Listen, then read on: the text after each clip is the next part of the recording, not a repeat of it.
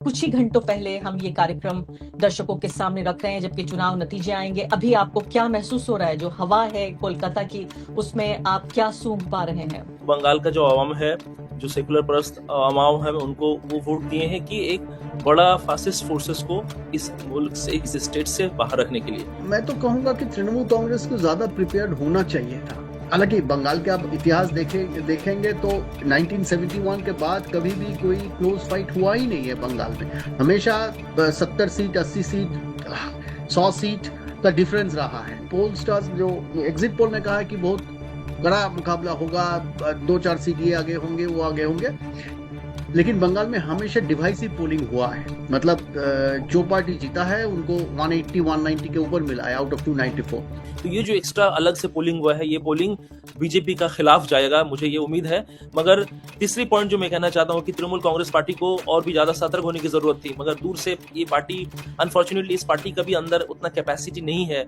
तृणमूल को कुछ डेवलप करना चाहिए था। उन्होंने एक हाफ हार्टेडली पिछले 4-5 सालों में ये सब नेशनलिज्म को ट्राई किया है कि बंगाली, नॉन बंगाली, ये, लेकिन ये कल्चरली उतना उसका रूट देने का कोशिश नहीं किया जो कि तमिलनाडु में किया गया है। ये तृणमूल का एक बहुत बड़ा चिंता है। ये लेफ्ट से ज्यादा तृणमूल का चिंता है, क्योंकि लेफ्ट पावर में नहीं है। लेफ्ट बोल रहा है कि उनका बढ़ेगा, मतलब वोट बढ़ेगा या सीट बढ़ेगा।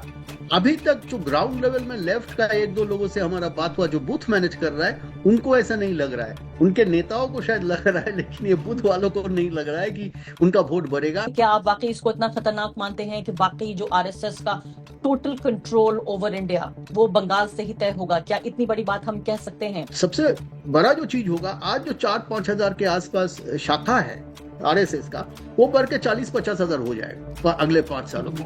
तो आज जो ये लेफ्ट वालों का कहना है कि ये अगर आ जाएगा, मतलब आरएसएस बीजेपी आ जाएगा, तो हमारा फाइट भी तगड़ा होगा, क्योंकि हिस्ट्री में ऐसा हुआ है, जब राइट बढ़ा है तो लेफ्ट भी बढ़ा है।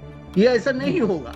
नमस्कार, इस खास कार्यक्रम में आपका स्वागत है। मैं हूं आरफा खानम शेरवानी। अब सिर्फ कुछ ही घंटे बाकी हैं जब पश्चिम बंगाल के चुनाव नतीजों का ऐलान हो जाएगा, और हैरानी आपको बिल्कुल नहीं होनी चाहिए कि चुनाव तो 4 अन्य राज्यों में हो रहे हैं, लेकिन पूरे देश की निगाहें राजनीति से लेकर समाज और आम आदमी तक सिर्फ और सिर्फ पश्चिम बंगाल पर हैं। इससे आप अंदाजा लगाइए कि ये राज्य कितना अहम है, न सिर्फ कि टीएमसी के लिए या उन लोगों के लिए जो पश्चिम बंगाल के वासी हैं, बल्कि पूरे देश के लिए, और खासकर सबसे ज्यादा अहम है बीजेपी के लिए। और इसीलिए उनका जो डर्टी ट्रिक्स डिपार्टमेंट है, उसमें से हर ट्रिक को निकाल कर कोशिश की जा रही है अब तक पिछले कई महीनों से। और मुझे लगता है 1 साल से शुरुआत हो गई थी बीजेपी के लिए कम से कम इस चुनाव की तैयारी की कि कैसे बिना लोगों के वोट दिए भी या कम लोगों के वोट दिए भी इस चुनाव को जीता जाए।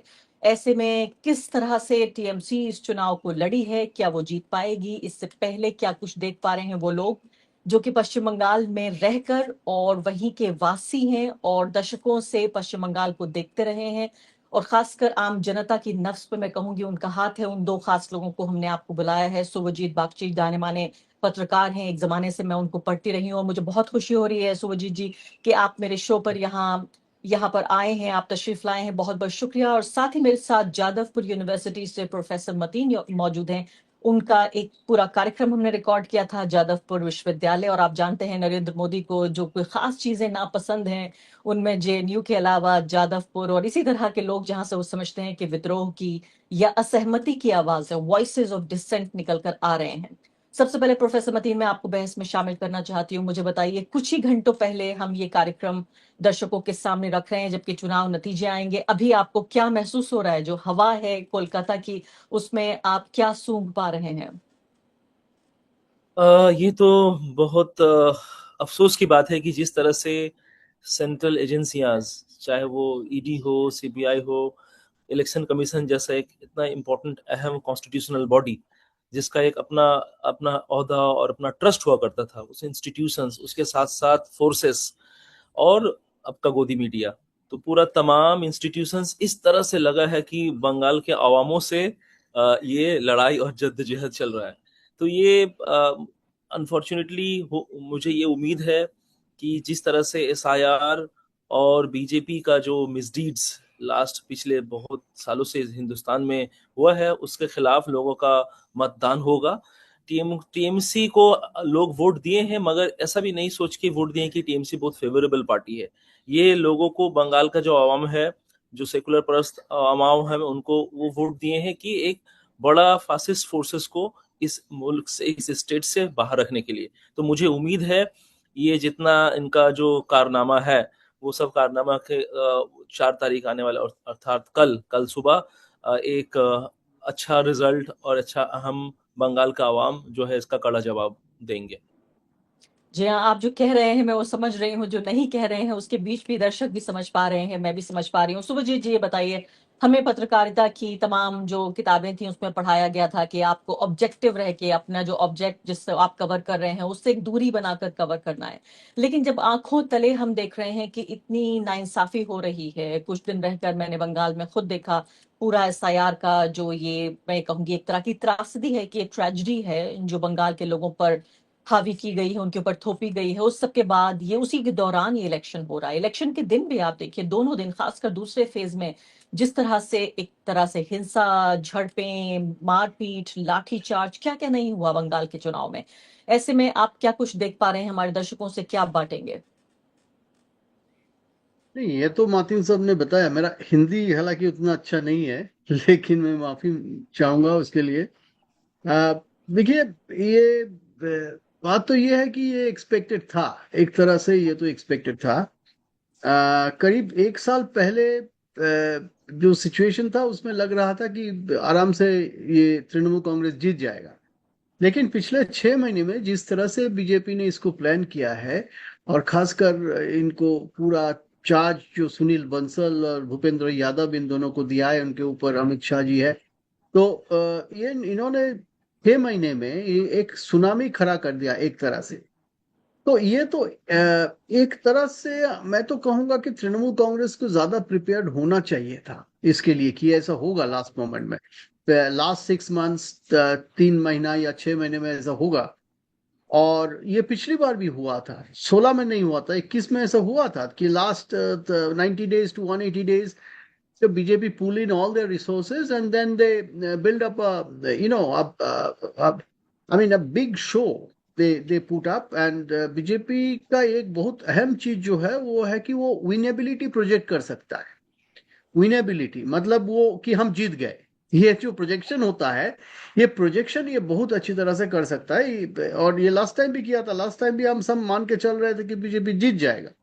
तो इस बार भी सिचुएशन ऐसा है कि लोगों को लग रहा है कि ये तो जीतने ही वाला है। और ये जो हवा यहाँ पे चल रहा है, खासकर शहरी एरिया में, वैसा एक हवा है शहर में। गांव में मैंने गया नहीं, लेकिन लोगों ने मुझे बताया कि गांव में उतना ज्यादा नहीं है। वही शायद तृणमूल के लिए एक बहुत मतलब प्लस है, एक प्लस पॉइंट है कि उतना हवा नहीं है। लेकिन बीजेपी यहाँ पे तो एक चारों तरफ से इनको मतलब घेर लिया है। और खासकर जो चीज मुझे पता नहीं है कि तृणमूल एक चीज के लिए कितना प्रिपेयर है, वो है ये जो मातिन साहब ने भी बताया कि ये काउंटिंग जो फेज है, इसमें तो मतलब इससे पहले तो वो लोग इलेक्शन कैसे कराना होता है ये तृणमूल कांग्रेस को पता है। हालांकि इस बार बहुत ज्यादा फोर्सेस था, सिक्योरिटी था, सब तृणमूल को पता है, इन्होंने इनहेरिट किया है लेफ्ट वालों से कि कैसे इलेक्शन कराया जाता है। लेकिन ये जो फेज है, ये ईवीएम का फेज है। ये तृणमूल थोड़ा सा मुझे लगता है इनका इनका रिलेटिवली वीकर वीकर एरिया है, इनको ठीक से पता नहीं है। तो ये हालांकि बंगाल के आप इतिहास देखेंगे तो 1971 के बाद कभी भी कोई क्लोज फाइट हुआ ही नहीं है बंगाल में। हमेशा 70 सीट, 80 सीट, 100 सीट का डिफरेंस रहा है। हालांकि परसेंटेज ऑफ वोट्स कांग्रेस और सीपीएम का मतलब थोड़ा सा ही 3-4% का इधर उधर होता था, वो बीजेपी के साथ भी इन लोगों का उतना ही है, मतलब 5 से 10% के बीच लोकसभा और विधानसभा।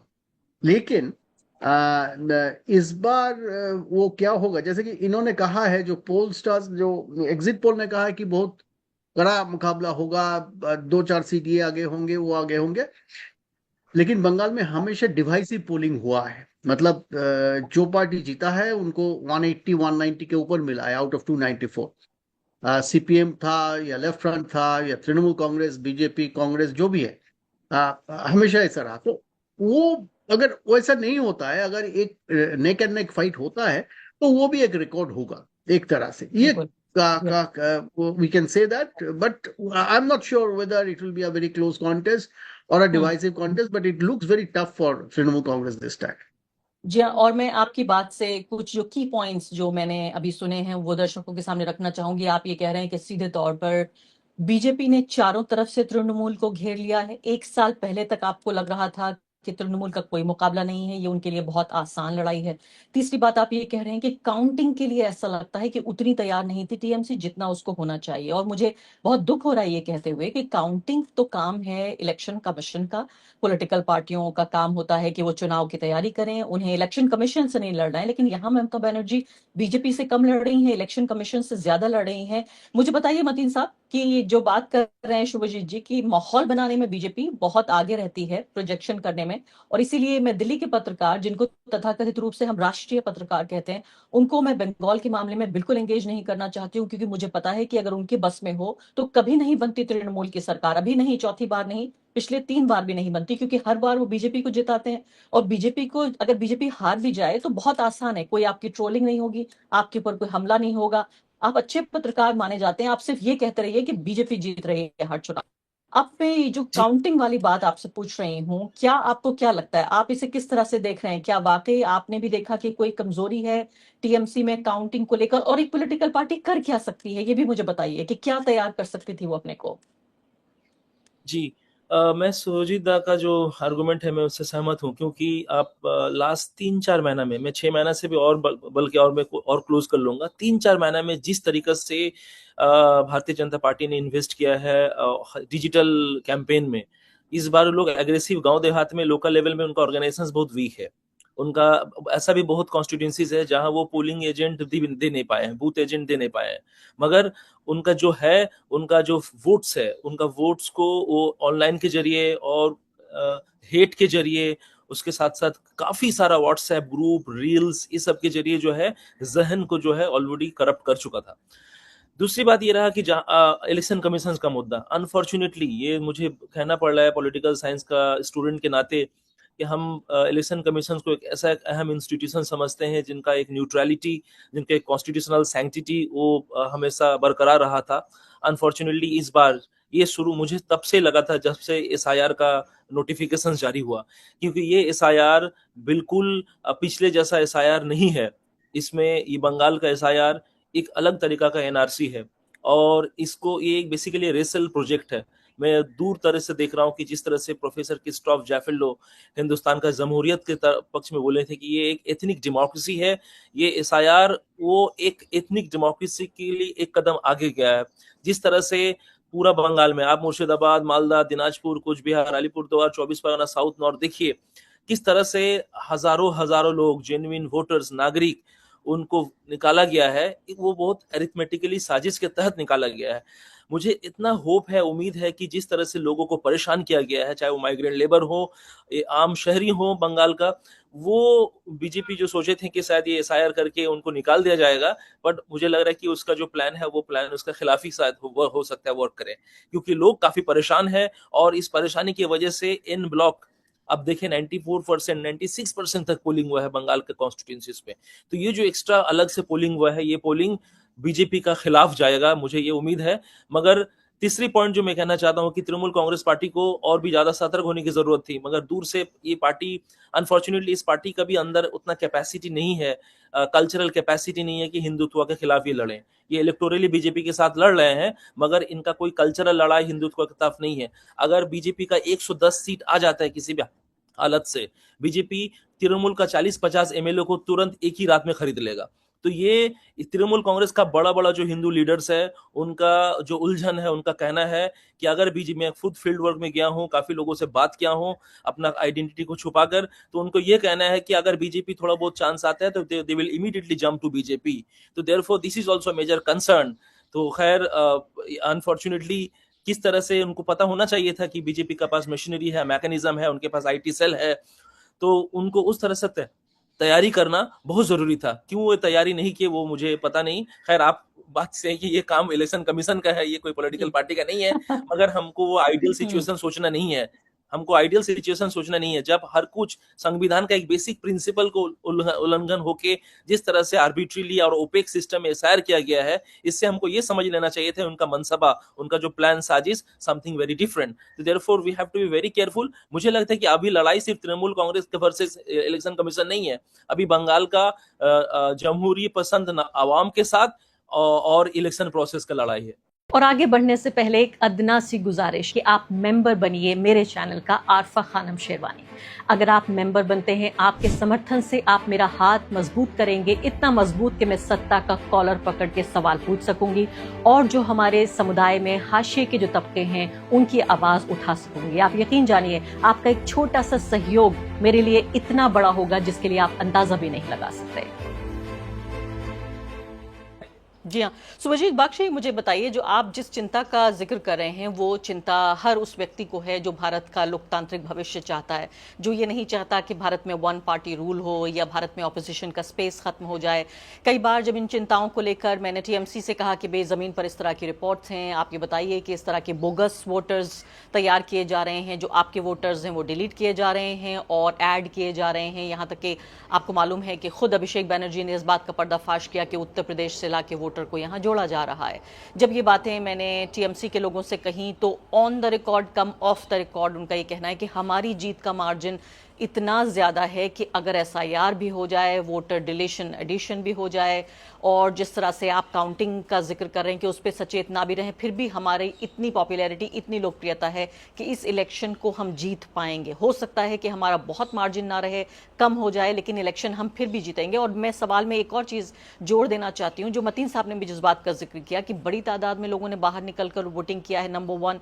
नंबर 2, मुस्लिम वोटर जो कि 1/3 वोटर की आबादी है पश्चिम बंगाल में, वो लगभग नहीं बटा है। कोई भी टीएमसी के अलावा लेफ्ट पार्टियों या कांग्रेस पार्टी की तरफ नहीं गया है। दूसरे एक महत्वपूर्ण बात, जो विमेन का वोट का सेगमेंट है वो भी मुझे लगता है एक तरह से अटूट ही रहा है। तो ऐसे में क्या आपको लगता है कि ये कॉन्फिडेंस जो है टीएमसी का, ये मिसप्लेस्ड है या ठीक है, अपने आप में जायज है?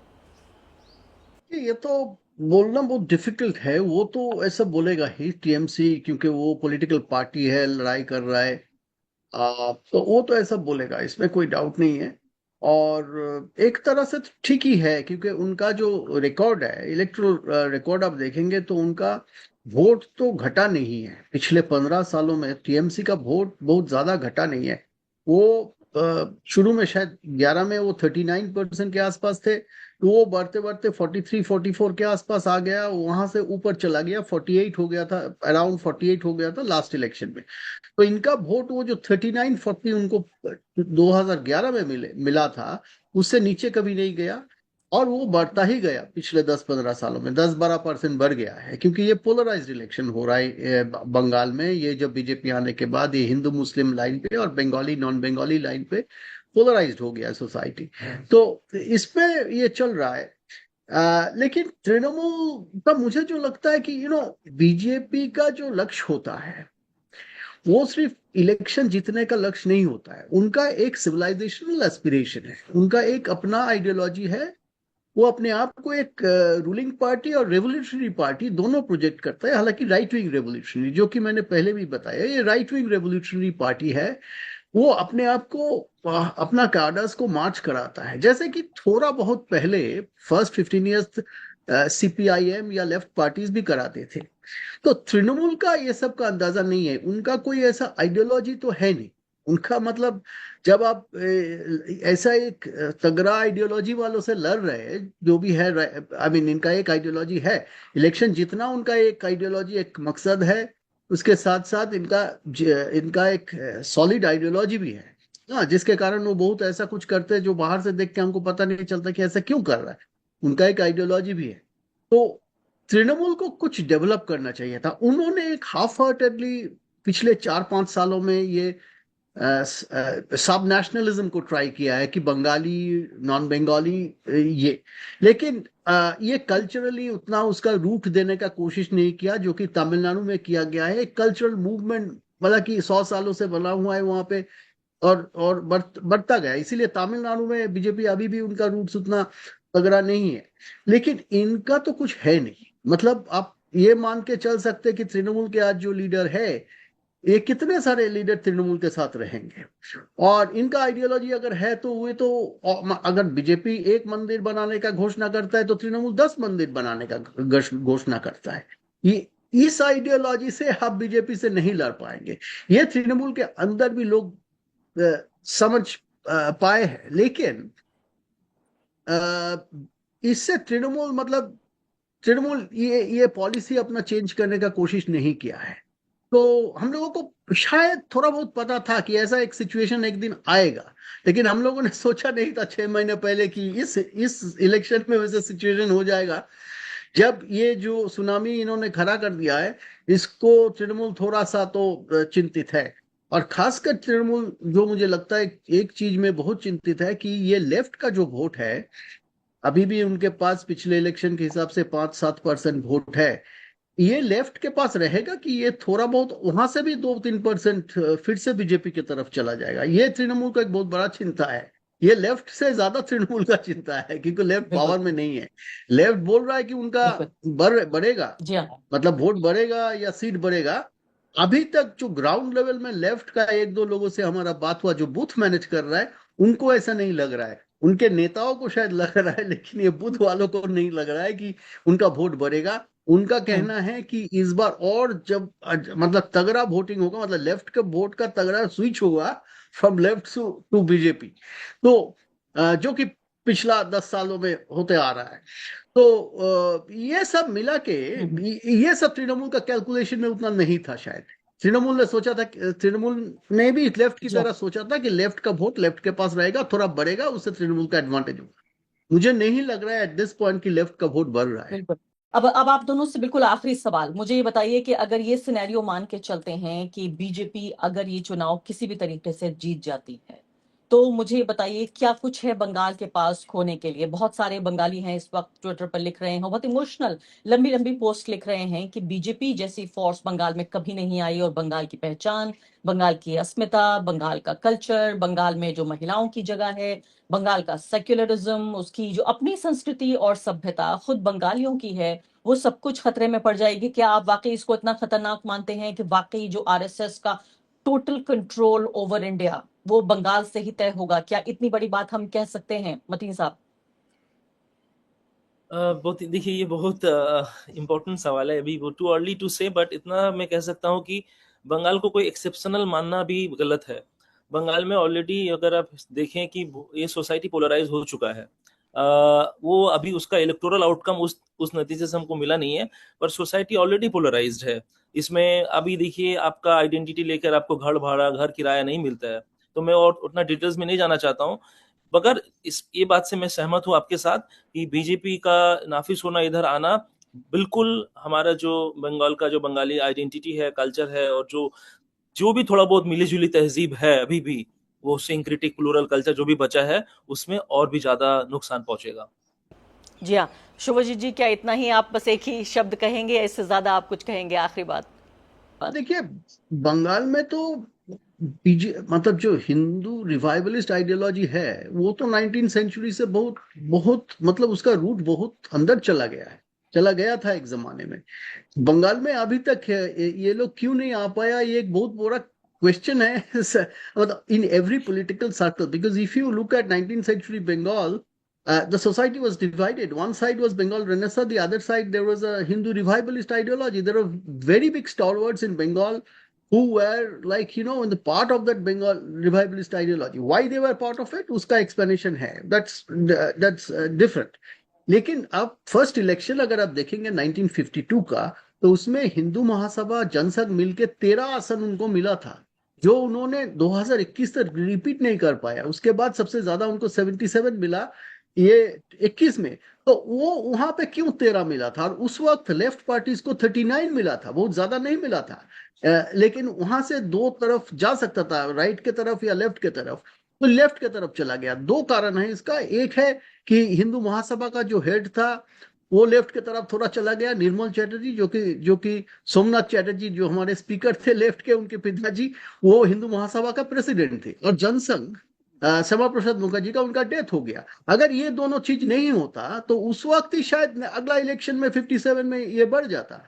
और दूसरा बात यह है कि पार्टीशन हुआ, पार्टीशन के बाद जो लोग आए ईस्ट पाकिस्तान से उनको अडॉप्ट कर लिया ये लेफ्ट वालों ने, तो लेफ्ट पार्टीज बढ़ गया है।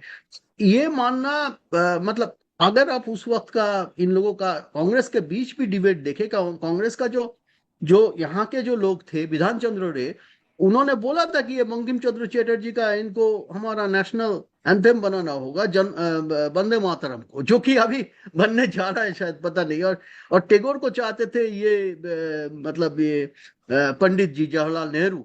तो इनमें से भी कांग्रेस के अंदर भी एक राइट और लेफ्ट का डिबेट बहुत तगड़ा था। इन्होंने चिट्ठी लिखा एक दूसरे को, दोनों दोस्त भी थे। तो ये यहाँ पे अगर कोई ये सोच के चलता है कि यहाँ पे इनका डेप्थ नहीं है, हालांकि the biggest riot of Indian history in in the recent history, modern history, वो तो बंगाल में हुआ है, you know, the turn off at the time of independence. तो बंगाल में ये राइट तो अंदर अंदर हमेशा था। तो अगर आ जाएगा तो ये तो रहेगा, क्योंकि दो तीन चीज होगा।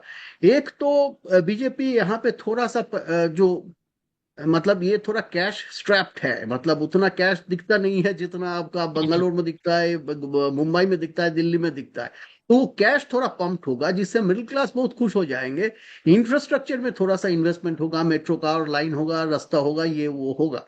और सबसे बड़ा जो चीज होगा, आज जो 4-5 हजार के आसपास शाखा है आरएसएस का, वो बढ़ के 40-50 हजार हो जाएगा अगले 5 सालों में। तो आज जो ये लेफ्ट वालों का कहना है कि ये अगर आ जाएगा, मतलब आरएसएस बीजेपी आ जाएगा, तो हमारा फाइट भी तगड़ा होगा, क्योंकि हिस्ट्री में ऐसा हुआ है, जब राइट बढ़ा है तो लेफ्ट भी बढ़ा है। ये ऐसा नहीं होगा, ऐसा नहीं होगा, क्योंकि ये अंदर अंदर चला जाएगा, शाखा चला जाएगा, और बंगाली लोग शाखा में सब चले जाएंगे। मैं तो मानता हूँ बंगाली मुसलमान भी चले जाएंगे थोड़ा बहुत। मतलब जो मुसलमान पार्टीज और जो लीडर्स, आप देखिए हुमायूं कबीर का खेल देखिए यहाँ पे क्या कर रहा है। वो पूरे शायद पूरे इंडिया में आपको ऐसा एक लीडर नहीं मिलेगा जो कि इलेक्शन से पहले बोल रहा है कि हम बाबरी मस्जिद बनाएंगे वोट को पोलराइज करने के लिए। तो ये बंगाल का लीडर्स करेंगे, बंगाल का मुस्लिम लीडर्स भी करेंगे, और पता नहीं क्या होगा, लेकिन it would be an interesting situation. लेकिन मुझे ये भी लगता है, क्योंकि यहाँ पे 30-35% मुस्लिम पॉपुलेशन है, 30% अबाउट, आई थिंक आफ्टर 2011। तो बीजेपी वो सब नहीं करेगा जो कि दूसरे जगह जहाँ पे 7-8% मुस्लिम है, जहाँ पे जो एक्सपेरिमेंट हो सकता है, वो जहाँ पे 30% है वहां पे नहीं हो सकता है शायद। तो जी आपने बहुत मुश्किल बातें, जी हाँ, नहीं होगा इतना अग्रेसिव, बहुत मुश्किल, जी हाँ, बहुत मुश्किल बातें आपने और बहुत सरलता के साथ इन बातों को कह दिया है। उम्मीद ये करते हैं कि जो भी कुछ हो वो बंगाल के लिए अच्छा हो, जो भी कुछ हो वो हिंदुस्तान के लिए अच्छा हो, यही उम्मीद करते हैं। आपसे कुछ ही घंटों बाद हमारे सामने दूध का दूध और पानी का पानी, सब कुछ तस्वीर साफ हो जाएगी। बहुत बहुत शुक्रिया आप दोनों का इस चर्चा में भाग लेने के लिए।